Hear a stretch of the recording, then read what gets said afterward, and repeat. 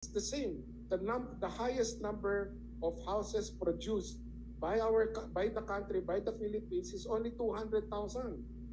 No? Kasama na diyan yung incomplete developments ng NHA. So, inassume na natin lahat ng ginawa ng NHA complete na.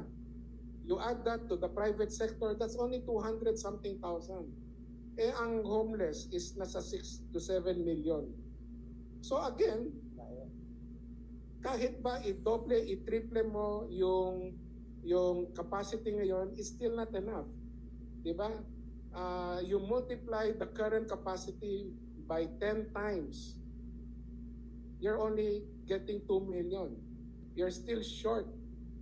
Diba? You're still short by 5 million. No? And imagine, 200,000 is the highest number of houses produced by the country in the last 40 years.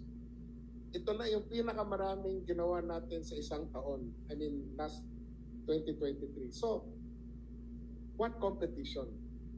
Diba? So the more developers come in, the more generators in renewable come in, the better. Cost goes down, right? The company becomes more profitable, and there is really nothing to fear in terms of competition. But the best part, diba? The best part is that nakakatulong ka sa kapwa Pilipino. Diba? The best part is that you home the homeless, you power the powerless, you save the world. And that's the best part. Diba? And so, there is, I would like to see more developers do.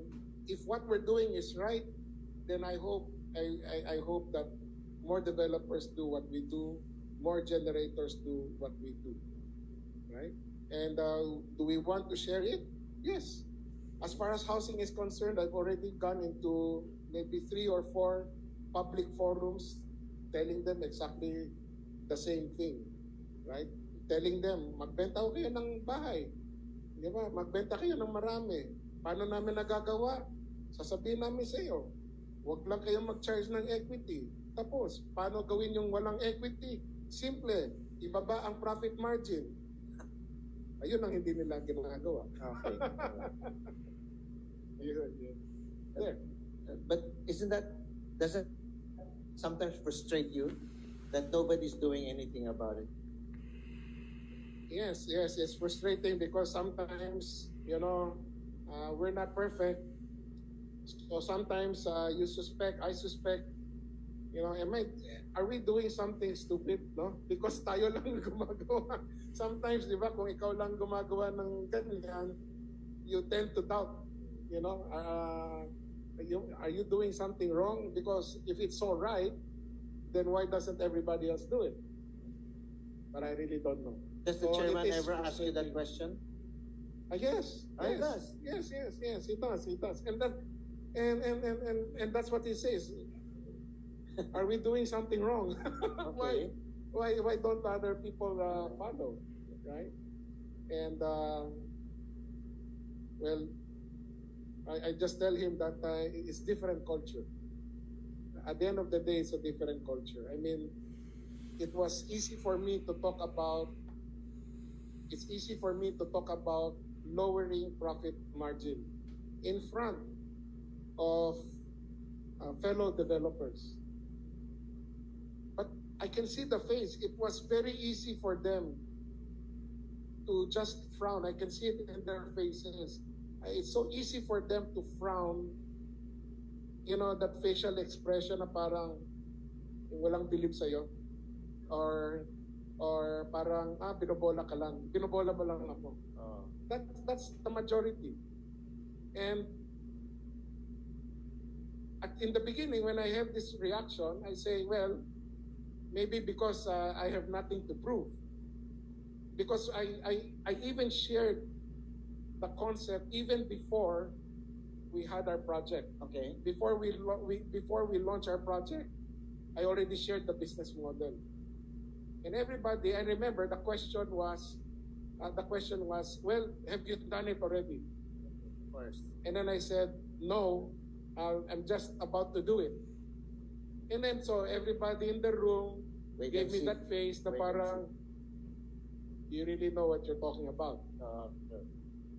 Now, last 2 years ago, when I addressed, or was it last year, 2 years ago, when I was addressing now the fellow developers, I said the same thing. And then it's the same look. But this time, I had proof already. Di ba? 3 years na tayo number one. And then yet, fantastic, di ba? Anyway.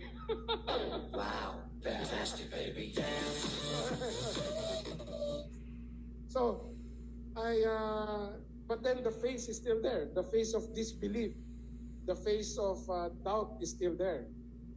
No? And so my conclusion is, and we have proof, right? And so my conclusion there is, it's no longer about whether we have proof or not. It's already culture. It's already them. Pinakita na natin sa kanila how to do it, right? We show pictures, we show everything, we show our award, di ba? But then it's the same face. Maybe you show your income statement. And well, they know, they can compute because all they have to do is just ask Pag-ibig how much we sold and multiply that by 580,000. They know our volume. They know how much billions we're selling. Everybody knows that. It's not a secret. Okay. But at the end of the day, I answered the question of Mr. Nang. The same question you asked is, palagay ko rin culture. Kung ang culture nila is profit and profit only, no, then they cannot see beyond that, no? I think that's the culture. Maximize profit. Yeah. But interestingly enough, just for FYI lang, ha? Right? Our socialized housing business, which started out with a low profit margin, right, is actually the most profitable, ironically, is the most profitable business we ever have. Fantastic. Wow, fantastic, baby. But wait. And then again, tinatanong nila sa akin, i-prove ko yon. So pinuprove ko, ayaw pa rin maniwala. Eh di bahala na kayo sa buhay niyo. But I remember, I think one of the skeptics about your business model was the chairman. Oh yes.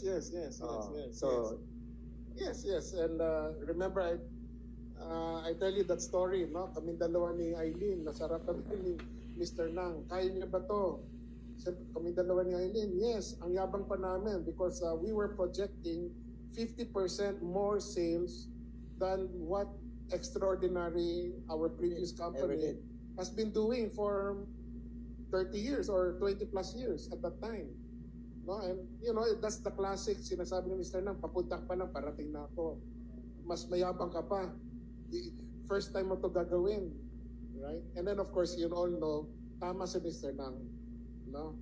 We never sold 60 units a month. Until today. Di ba? Tama si Mr. Nang. Mr. Nang really has a lot of foresight. Tama siya. We never sold 60 units a month. Because we sold 200 to 600 units a month. Wow, fantastic, baby.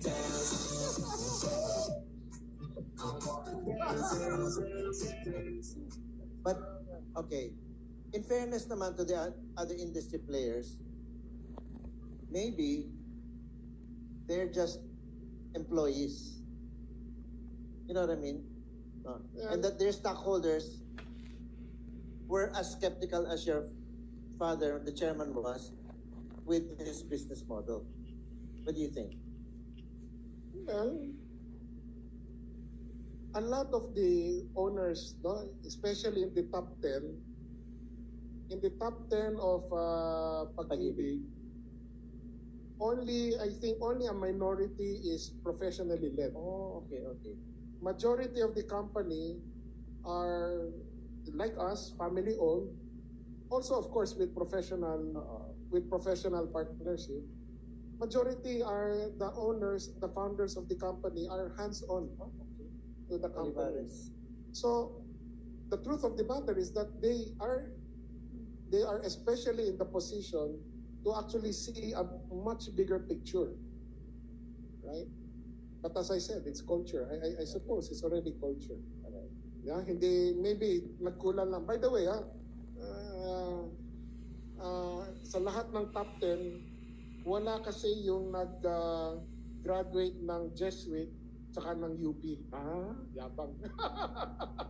That's the combination. Okay. All right. Meron si Olivares, optimista yun. Ha? Si Olivares. Oh, hindi naman UP. Okay. Alright. Okay. Sorry. Wala magtatanong.